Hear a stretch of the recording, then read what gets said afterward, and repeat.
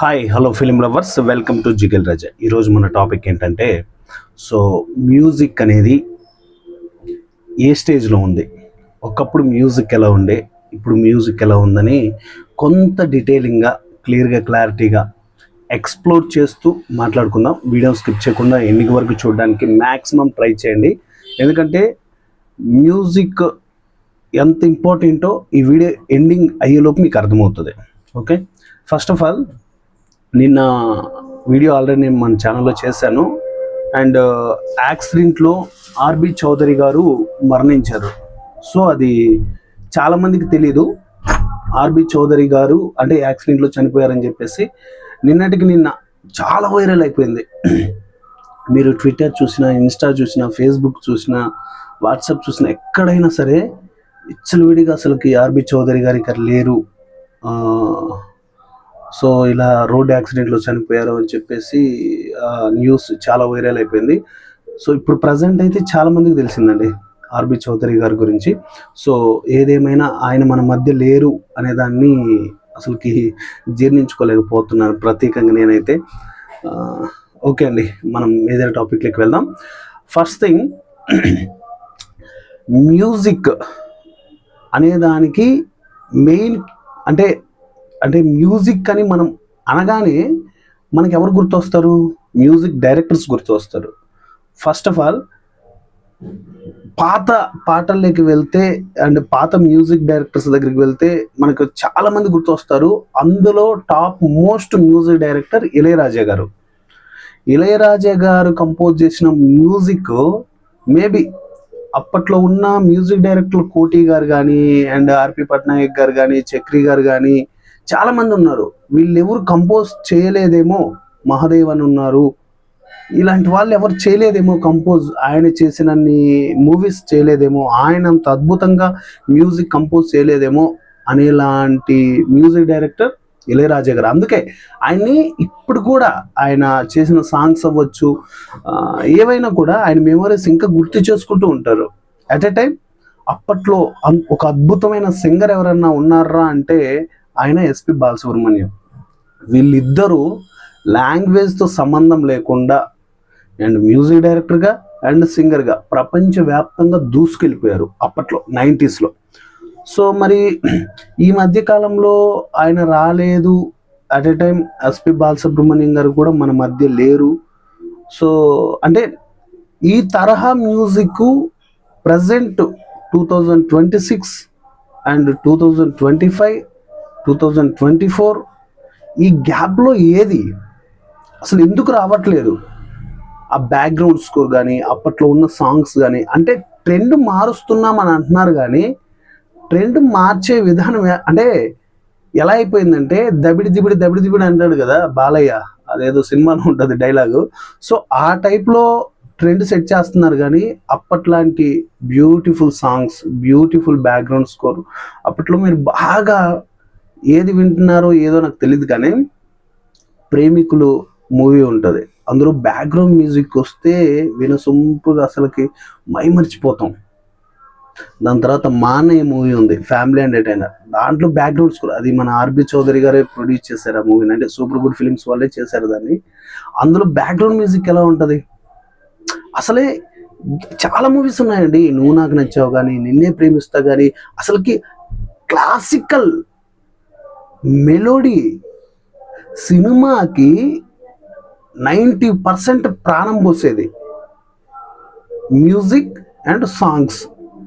అసలు ఆ మ్యూజిక్ అంతరించిపోతుంది. ఏదైనా సరే ఇప్పుడు ఏదన్నా సపోజ్ ఏదైనా ఒకటి తీసుకొని టప టప టప టప కొట్టామా, అది మ్యూజిక్. దానికి అసలుకి ఒక అర్థం ఉండదు, పాడు ఉండదు. మ్యూజిక్లో సరిగమ అని కొన్ని పదాలని వాళ్ళు ఇంక్లూడ్ చేస్తారు, అంటే అక్కడి నుంచి స్టార్ట్ చేస్తారు. అది స్టార్ట్ బేస్డ్. ఇప్పుడు మీరు హార్మోనియం నేర్చుకున్నా, ఏ ఇన్స్ట్రుమెంట్స్ నేర్చుకున్నా, ఒక క్లాస్కి వెళ్ళారనుకోండి, ఇప్పుడు అందరూ అలాగే ఏడ్చారులేండి, అది వేరే విషయం. అక్కడికి వెళ్తే మీకు స్టార్టింగ్ కొన్ని పొజిషన్స్ ఉంటాయి, సరిగమ పదనిస కాడి నుంచి స్టార్ట్ చేయమంటారు. అక్కడ నుంచి అంటే నాకు కూడా తెలియదులేండి, అలా చెప్తారు, ఇంకెక్కడికో తీసుకెళ్ళి ఎండ్ చేస్తారు. అప్పట్లో మ్యూజిక్ నేర్చుకోవాలి అంటే దానికి తగ్గ డెడికేషన్ చూసేవాళ్ళు, దానికి తగ్గ అవతల పర్సన్కి ఎఫర్ట్ ఉందా లేదని చూసేవాళ్ళు. ఇప్పుడు వచ్చిన మన తమన్ భయ్య కానీ, డిఎస్పి భయ్య కానీ, అండ్ ఇంకా చాలా మంది ఉన్నారండి, మా పేర్లు గుర్తుకొచ్చి సావు త్వరగా. చాలా మంది మ్యూజిక్ డైరెక్టర్లు ఉన్నారు. వీళ్ళంతా అసలు ఏం చేస్తున్నారు? వీళ్ళు చేసేది నిజంగా మ్యూజిక్కేనా? ఏదో ర్యాప్ సాంగ్స్ కొట్టినట్టు కొట్టేస్తారు. అఖండ మూవీలో బ్యాక్గ్రౌండ్ స్కోర్ బాగుందిరా అని అనుకుంటే లోపు అఖండ 2కి వెళ్ళేసరికి ఏం చేశారు? అస్సలు అర్థం ఉండదు అఖండ 2లో. అఖండ 1లో సినిమాకి ఇన్ఫాక్ట్ ఎంత ఉంటుందో బ్యాక్గ్రౌండ్ స్కోర్ గురించి మాట్లాడుతున్నాం. మళ్ళీ సాంగ్స్ విషయానికి వస్తే మళ్ళీ అదే తత్తు. బిఫోర్ ఎలా చేశారో అలాగే చేసేస్తున్నారు. అసలు అర్థం ఉండదు. బ్యాక్గ్రౌండ్ స్కోర్ అన్నా, సాంగ్స్ అయినా ఎంత బ్యూటిఫుల్గా ఉండాలండి. పెద్దవాళ్ళు అంటూ ఉంటారు, సంగీతానికి శిలలు మనుషులుగా మారి నాట్యం ఆడతారంట, రాళ్ళు కూడా శిలలుగా మారిపోతాయంట. సంగీతం అంత అద్భుతమైన సంగీతం. అలాంటి సంగీతాన్ని, అలాంటి మ్యూజిక్ని కోసి కోసి కోసి కారం పెట్టేస్తున్నారు.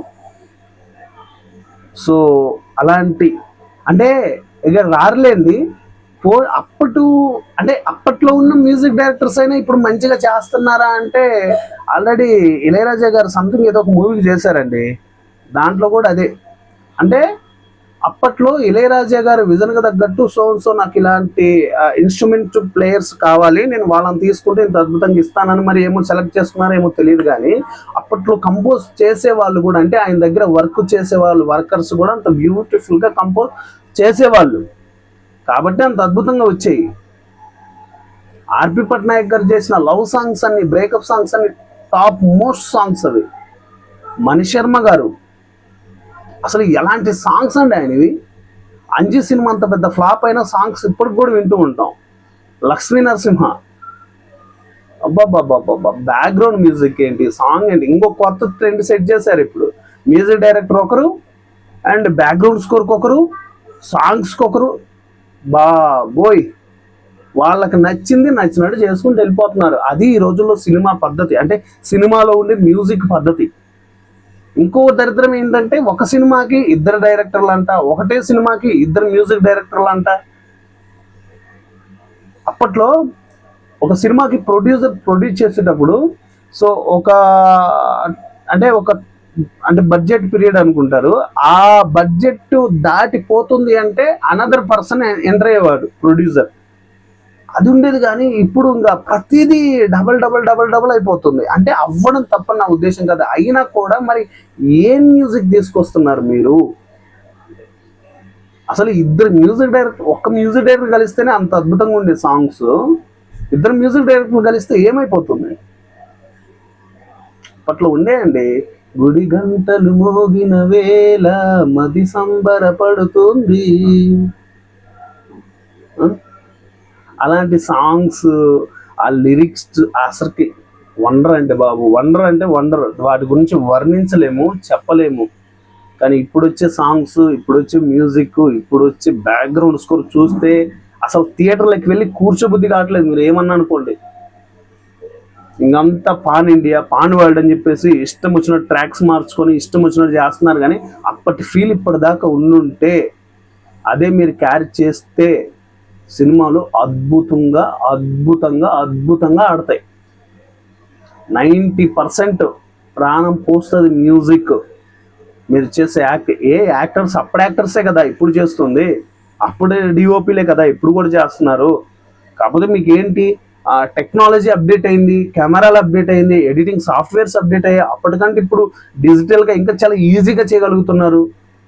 యాక్టర్లు అయితే వాళ్ళే, డైరెక్టర్లు కూడా వాళ్ళే ఉంటున్నారు. ఎంతో కొంతమంది కొత్త వాళ్ళు వస్తున్నారేమో, మనుషులైతే వాళ్ళే కదా. మరి ఎందుకు ఆ విజన్ మర్చిపోతున్నారు? ఆ ఫీల్ ఎందుకు తీసుకురాలేకపోతున్నారు? ఏమోనండి, ఇక మీకే తెలియాలి. సో ఇది గైస్ ఇవాల్టి వీడియో. పాత మ్యూజిక్ నిజంగా చచ్చిపోతుంది. ఈ ర్యాప్ అనేసి, ఈ అడ్డమైన మ్యూజిక్ పేర్లని పెట్టేసి, అంటే తప్పని నేను అనట్లేదు, అది ఫారిన్ కంట్రీ వాళ్ళకి సెట్ అవుతుందేమో కానీ మనకి సెట్ అవ్వదండి. కొంచెం ఆ దబిడిదిబిడిలు తగ్గించేసి, కొంచెం ఏదో సినిమాలో ప్రభాస్ అంటారు, రాజసాబ్లోనే కొంచెం బండి మెల్లగా నిదానంగా అంటాడు కదా, అలా తీసుకెళ్ళి ఒక ట్రాక్ సెట్ చేయండి. పాత మ్యూజిక్ డైరెక్టర్లు ఉన్నారు, వాళ్ళకి అవకాశాలు ఇవ్వండి. వాళ్ళు ఎంత అద్భుతమైన ఫ్యామిలీ సినిమాలకి మ్యూజిక్ కంపోజ్ చేసిన వాళ్ళు ఒక్కసారి ఇమాజినేషన్ చేసుకోండి. మీది ఒక ఫ్యామిలీ స్టోరీ అయితే ఆయన ఎలా ఇస్తారు? మణి శర్మ ఉన్నారు, కోటి ఉన్నారు, కొంచెం తీసుకురండి వాళ్ళని, పాత వాళ్ళని తీసుకొచ్చి కొత్తదనాన్ని పరిచయం చేయండి, పాత మైమర్చిపోతున్న జ్ఞాపకాలను పరిచయం చేయండి. చిన్న ఎగ్జాంపుల్ చెప్తాను, మీరు ఇన్స్టాగ్రామ్ ఓపెన్ చేయండి, పాత వీడియోలు యానిమేషన్తో క్రియేట్ చేసి ఆ పాత సాంగ్స్ తీసుకొచ్చి అటాచ్ చేస్తే మిలియన్స్ ఆఫ్ వ్యూస్. మీ సినిమాలకు రావు, ఎందుకంటే ఆ ఫీల్ మీరు తీసుకురాలేకపోతున్నారు. ఒక షార్ట్ యానిమీ, ఏఐ ఇచ్చిన ఒక యానిమీ వీడియోని తీసుకెళ్ళి పాత ఏవైతే సాంగ్స్ ఉన్నాయో ఆ సాంగ్స్కి లింకప్ చేస్తే ఎంత వ్యూస్ తెలుసా? Millions of views. అక్కడ హిట్ కొడుతున్నారు, ఇక్కడ హిట్ కొట్టలేకపోతున్నారు. కోట్లు పెట్టి, ₹1 ఇన్వెస్ట్ చేయకుండా హిట్ కొట్టే వాళ్ళు కోట్లు పెట్టి ఇన్వెస్ట్